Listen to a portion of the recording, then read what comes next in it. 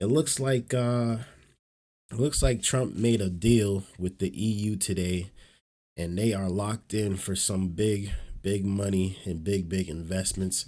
Let's tune into the video, see what's going on out here in these streets. Our top story, President Trump announcing that the United States officially has a new trade agreement with the European Union, calling this deal, quote, the biggest ever made. The EU agreeing to invest hundreds of billions of dollars in the U.S., as well as major purchases of American energy and military equipment. We have a lot to unpack tonight. Let's get to News Nation's Libby Dean live in D.C. with the details. Libby, I understand this came down to the wire just days before President Trump's tariff deadline. How did this get across the finish line?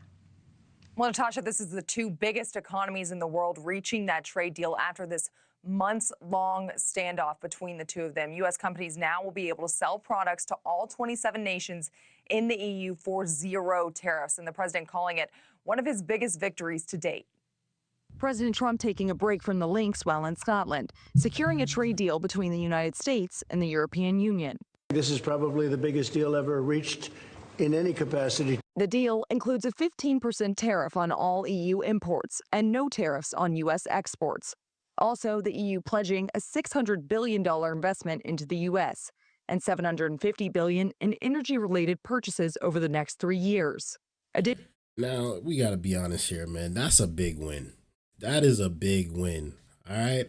However you feel about the president, however you feel about his character or whatever the case may be, again, this guy's a deal maker, and it seems like he's been making deals since he got into office. And right here, man, we looking at a lot of money coming back to the United States of America. And not only is it coming back to the United States, but shoot, we are now able to sell in Europe too. All 27 countries in Europe. So that's a pretty dope thing. But let's continue. Additionally, the EU will purchase an unspecified amount of U.S. military equipment. The EU Commission president saying it was this deal or no deal. It was very difficult.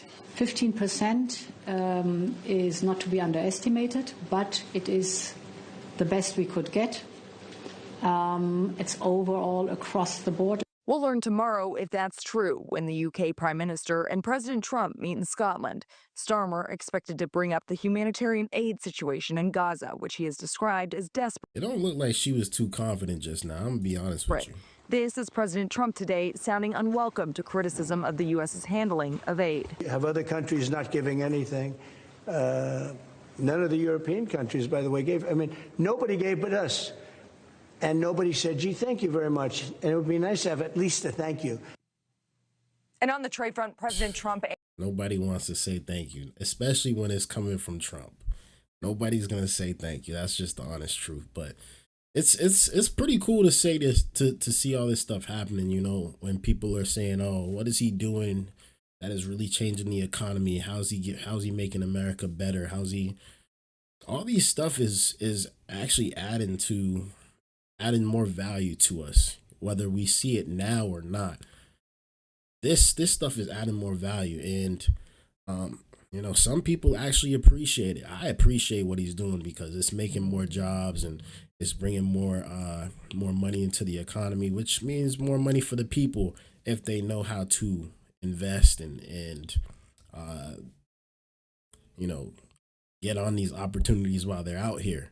But a lot of people, you know, don't know what to do, so they ain't really understanding what's going on. So it's unfortunate, but that's where we have to educate ourselves, and that's why we're doing this. We're educating ourselves. We're finding out where the money's going.